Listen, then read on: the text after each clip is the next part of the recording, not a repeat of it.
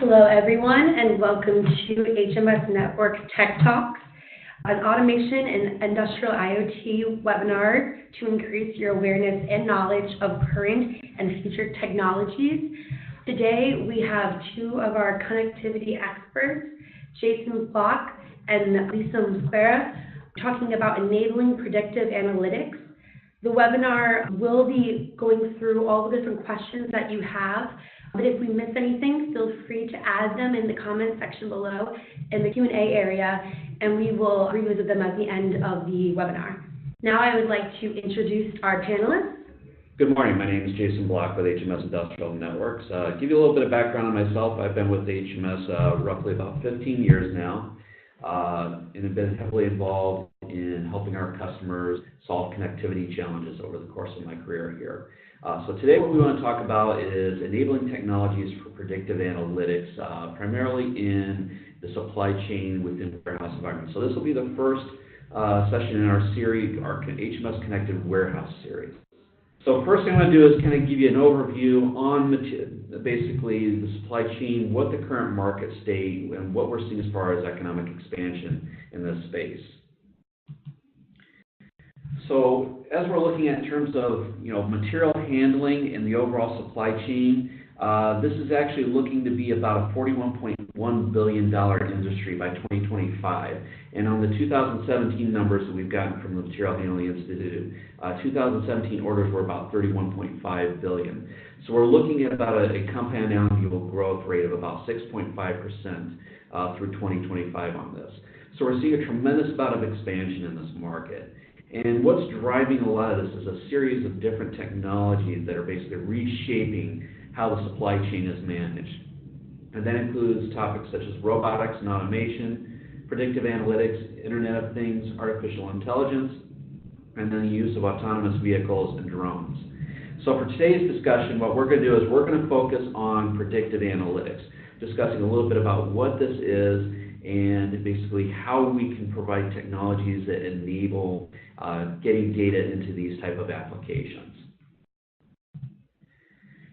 So if we look at the adoption rate of these emerging technologies, so this comes back to the fact we have the 6.5% compound annual growth rate on the industry. But if we look in terms of adoption rates among the core technologies that were discussed in the previous slide, we're seeing things starting from basically a minority position in terms of adoption rate to oftentimes basically adoption rates well over 80% within 3 to 5 years. So the adoption rate is much faster in the space than what we're seeing in traditional manufacturing currently. And if we focus in on predictive analytics currently, so right now within the market you have about 19% adoption rate of folks who are using predictive analytics platforms to analyze data and try to basically determine actions that need to be taken in response to that information. But within about 5 years, we're actually looking at about 82% adoption within the industry on this. So this is an extremely fast growth rate that we're seeing there. So this is going to be an important part of our customers' conversations over the next 5 years.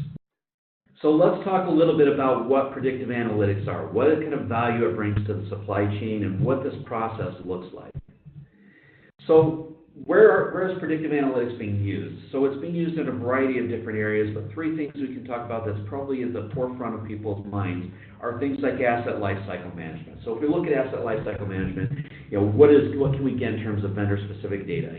Basically, what is the runtime that's running in terms of these assets? So we want to be able to better understand when things like that need to be performed, like maintenance actions within the system. Being able to predict when we need to do maintenance on a piece of equipment. Also, understanding when a piece of equipment or an asset is basically reaching the end of its useful period of existence. So how do we gracefully handle end of life on those type of assets? Additionally, another key area is in terms of material forecasting.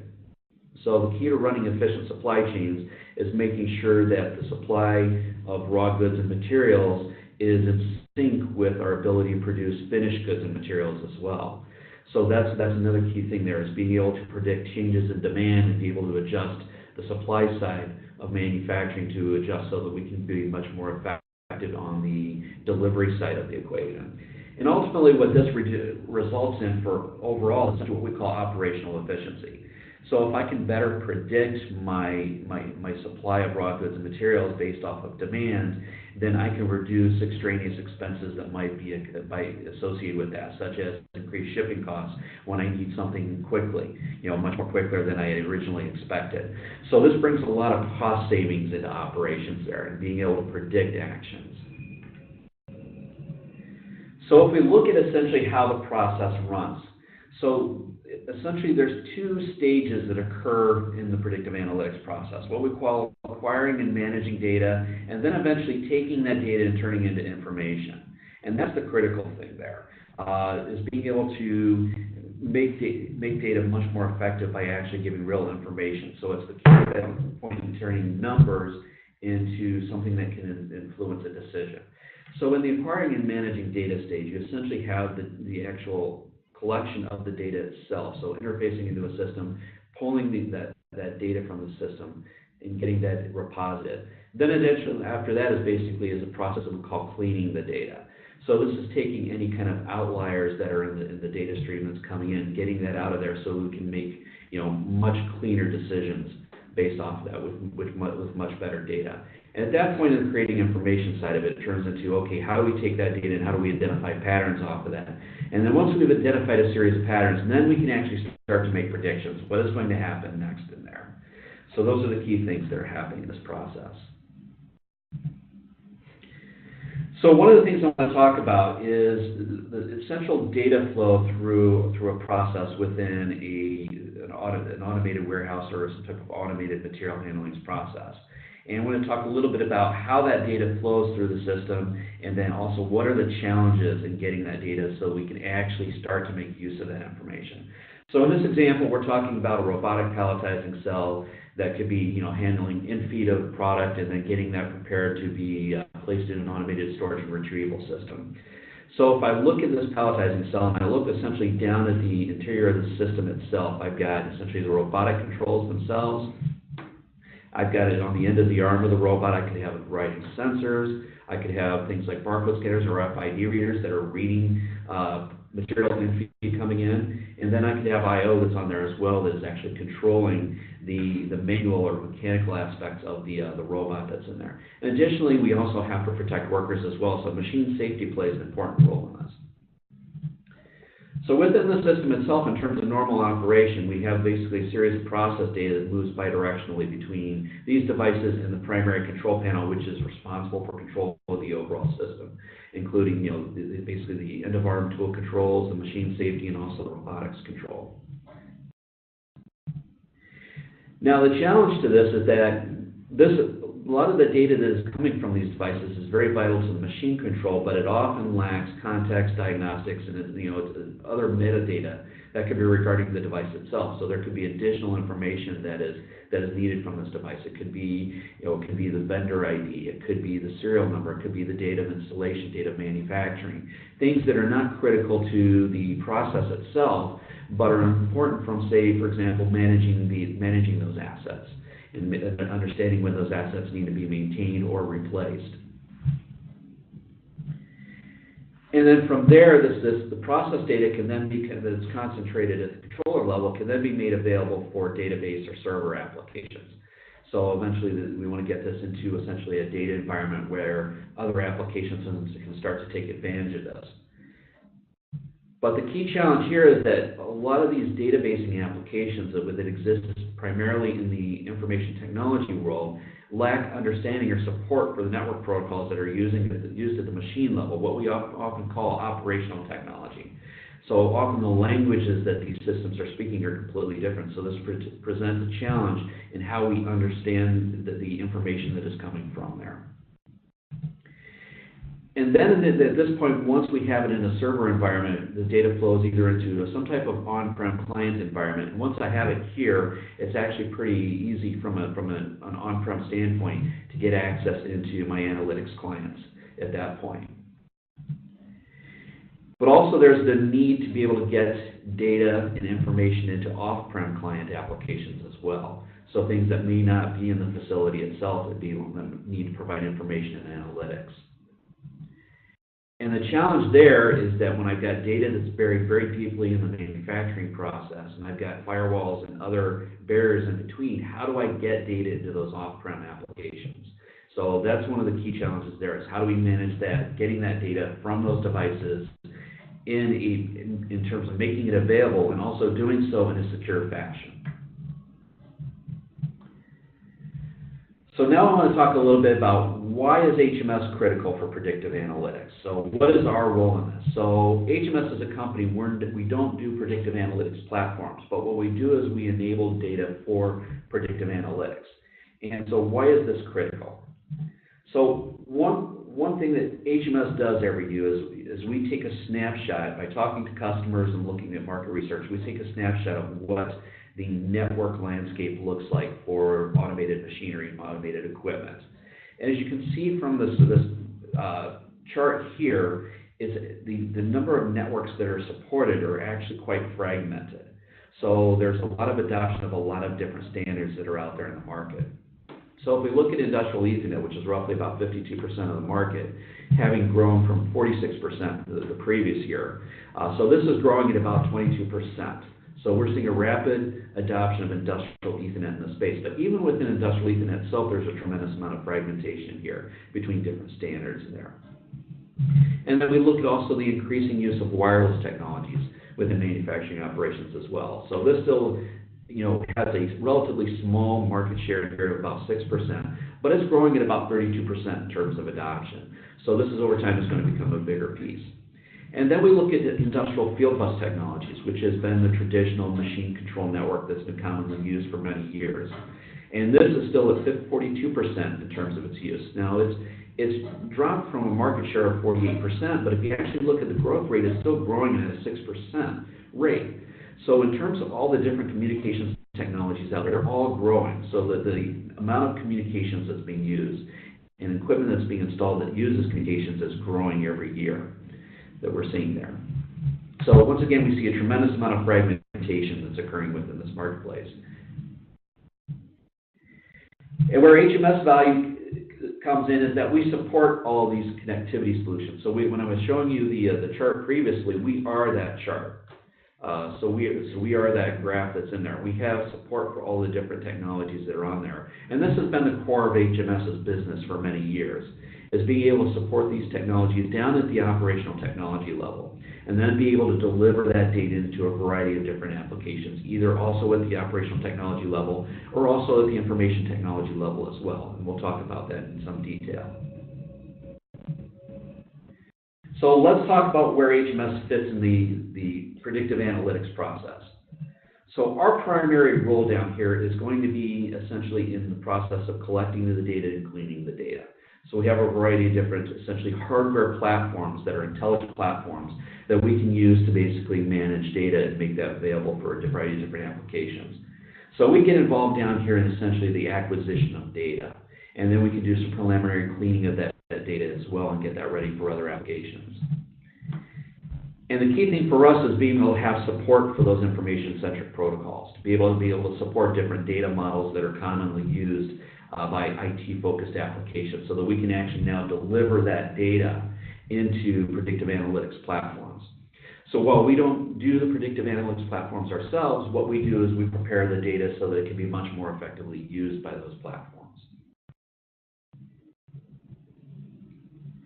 And how do we do this? So we actually address this with 3 different product brands. So we have 3 core brands that address this. So initially, HMS came to the market with what essentially was our AnyBus brand of products, which are focused on primarily industrial Ethernet and industrial field bus connectivity standards, and now starting to gradually grow into wireless and also IT level connectivity as well. So really focusing on machine level interfaces to capture information from automated equipment. We also have our IIoT brand, which is very focused on connectivity solutions for embedded control. So supporting networks like industrial Ethernet, CAN bus technology, and also being able to do embedded applications for safety as well. So machine safety is a critical aspect of that. So essentially starting with our AnyBus and IIoT brands, we're kind of building the foundation within the facility itself to provide data up to systems. And how we kind of close that is essentially with our E1 brand of products, which can provide remote connectivity for automated material handling systems for essentially being allowed to do service and also to provide data. So when we think of kind of basically how we build the HMS equation, we start essentially down at the device and machine level and provide connectivity with our Anybus and Exide brands, and then provide connectivity into our E1 brand, which actually then this is the piece that really kind of links in together the predictive analytics platforms that we want to connect to.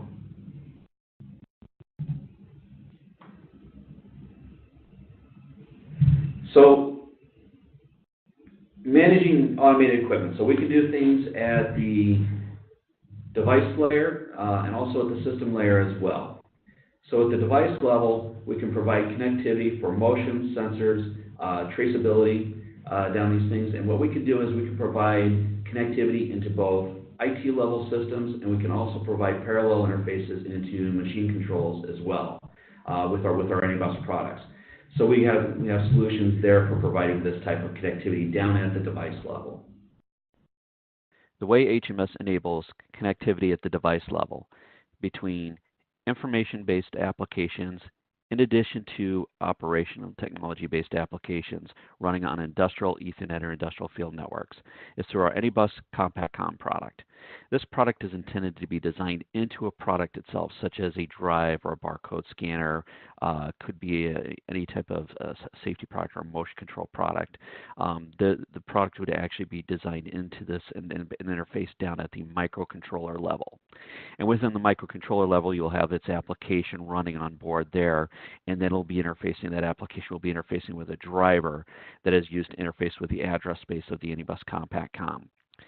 So within the address space, that is able to move information with the built-in protocols that run on real-time Ethernet. So your real-time Ethernet protocols would be, for example, Profinet or Ethernet IP as examples.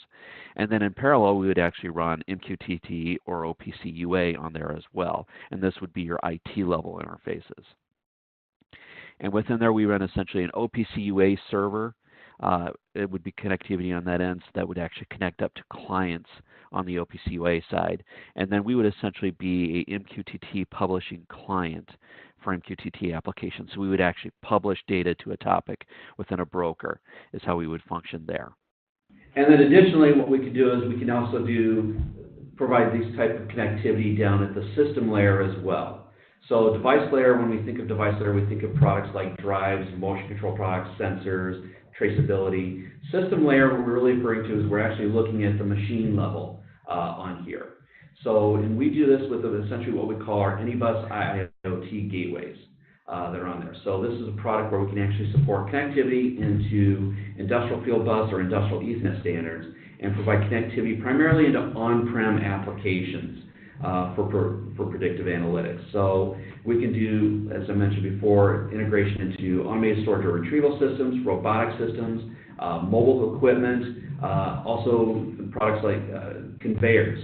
So connectivity into those machine level networks, and then be able through interfaces like OPC and MQTT, be able to provide connectivity into analytics platforms.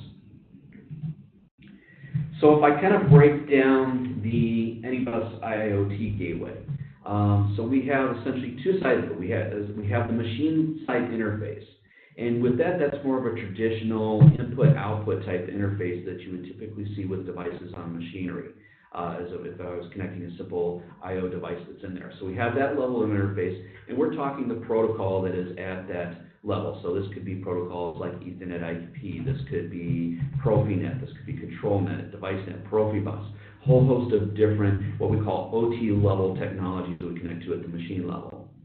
And then internally, we configure this to basically map this information into essentially a OPC server that we run internal to the product. So it's OPC UA would be one interface. We can also do MQTT on there as well. So we actually have support for both levels of interface. And I want to take a couple minutes to talk a little bit about differences between OPC UA and MQTT. So OPC UA is much more of a sophisticated data model that incorporates essentially data context into it, also builds security and other aspects of the overall data model into this. So these are the kind of things that are intrinsic to OPC UA. And we actually have an additional tech talk on this product that discusses OPC-UA in much more depth. So I won't get too deep into that today.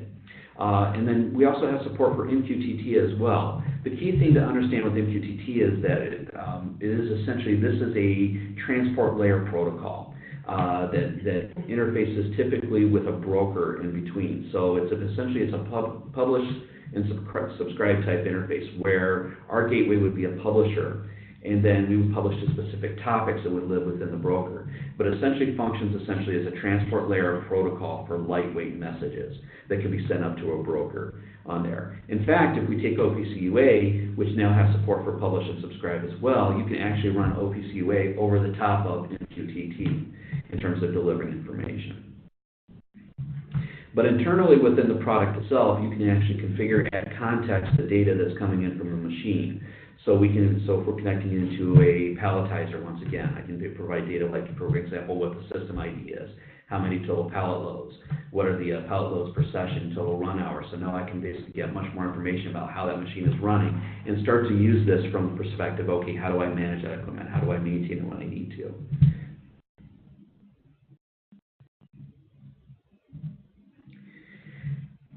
And then finally, from a system level interface, we also have our E1 platform.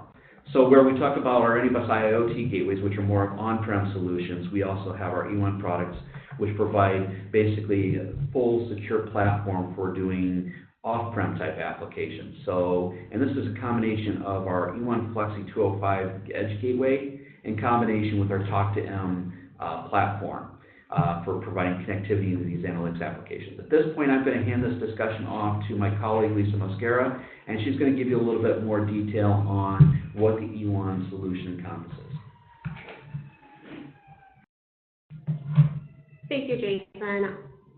My name is Lisa Mosquera, and I'm the solution manager for the E1 products, and I wanted to take this time to highlight some of the key features of the Flexi 205 Gateway has to offer. We start off with offering secure remote access by establishing a fully encrypted open VPN connection.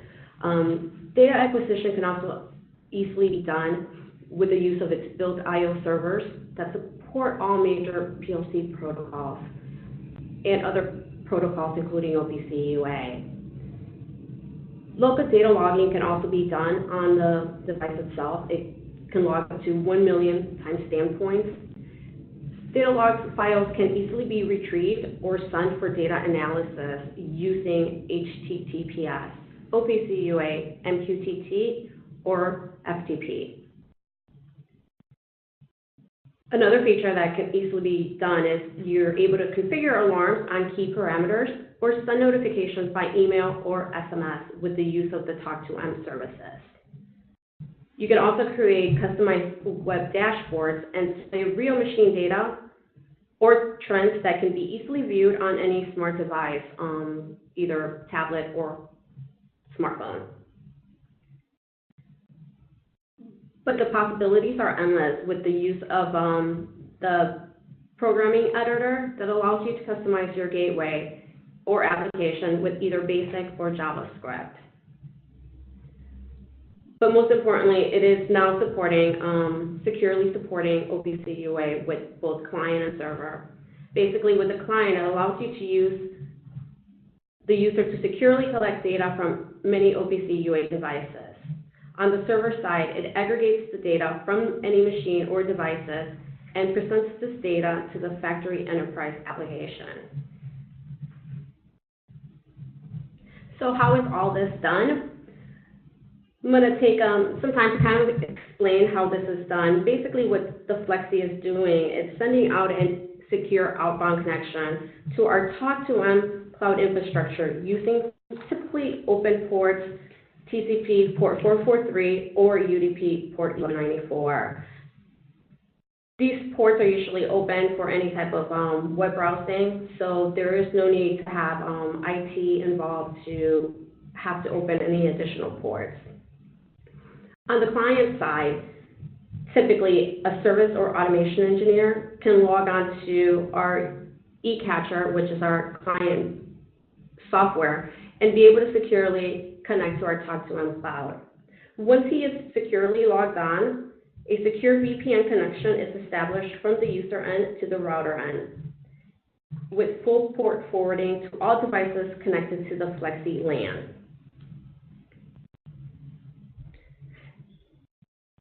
As mentioned on the previous slide, that the Flexi Gateway has the capability to read and collect machine data, which can be read from many business or predictive analytics application software that may reside on any of the major three-party cloud platforms that might be reside somewhere remotely. This is all done through the use of our Talk-to-M APIs, HTTPS, MQTT, or OPC UA. We really pride on our security. Security is our first priority. And our Talk-to-M cloud infrastructure is built on a defense in-depth strategy, which uses multiple countermeasures across several layers of security controls. Basically, the multiple layers are, from the E1 device all the way to policy compliance. Our solution is regularly audited by independent organizations, and we have been both awarded both ISO 27001 and STAR certification. You can find more information about our security resources on our dedicated security page on our website under the www.e1.biz/about-us/security.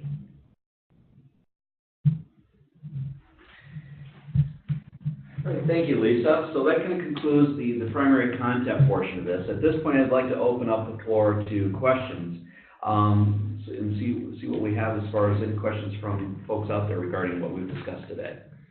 And please feel free to add your questions into the Q&A area, and they will be read aloud. We do have a few questions that were already submitted before the webinar, so I will start with one of those. First off, can you please explain what OPC UA profiles are accepted into your products? Yeah, so with OPC UA, which has a variety of different profiles that can be applied to a product itself. So we have essentially basically from a nano embedded profile up with essentially a full-blown OPC UA implementation. Essentially what it is a implementation of different features. So within the Anybus IIoT gateways, what we apply is what's called a micro-embedded profile. So this involves the ability to read-write attributes, also to have support for publish and subscribe that's on there.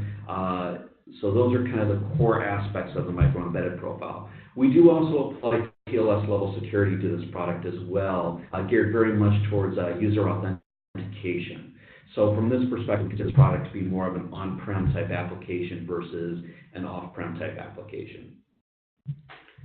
Fantastic. You said you have any as far as the Flexi product, it does support embedded security profile. Sets it apart because it supports both sign and encrypt and certificate embedded management for both the client side and the server side of the OPC UA. Yep. So this makes the Flexi very good for off-prem applications, for applications of OPC UA. Great. Second question that we had, do you have any products that support connectivity for wireless sensors? Yes. So actually, as part of the Anybus product portfolio, we actually do have products that support wireless technologies. So this involves our Anybus Wireless Bridge and our Anybus Wireless Volt products. And what they have support for on there is essentially Bluetooth Low Energy as a central. So this allows us to acquire data from devices like wireless sensors that typically support Bluetooth Low Energy as a peripheral. So we can wake up those devices, acquire that information, and send that over an Ethernet link. And this can actually be combined with our Flexi 205 to actually aggregate that data from those sensors and then return that into a predictive analytics application. Great question. Another question that we recently got. Currently, MQTT is done through basic scripting, which is complicated for actual applications.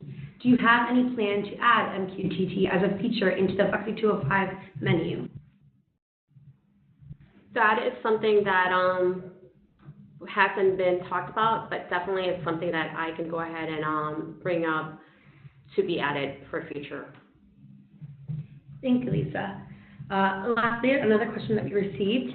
Do you have any partners that can handle application integration to talk to them? Yes, we actually do work with a lot of our solution IoT platform partners. More information can be found if you go into our website and go to HMS-networks.com. There is a section for solution partners, and you can actually search through the various solution partners that we do work with. Some of them may be, some of the ones that I know are OSI Soft, Inductive Automation, Scanty. But you can find more information on more details on what they actually have. But we do have a listing of them, and you can search through our website. Great. And that looks like that is the last question that we received. If you have any additional questions, please feel free to reach out to us. We'd be happy to answer them after the webinar is over. So thank you for joining our Enabling Predictive Analytics today. Be sure to visit our website, hms-networks.com/tech-talks for more scheduled webinars. Also contact us if you would like more information and to sign up for our Technology Trends monthly newsletter. Thank you again for your attendance and have a great rest of your day.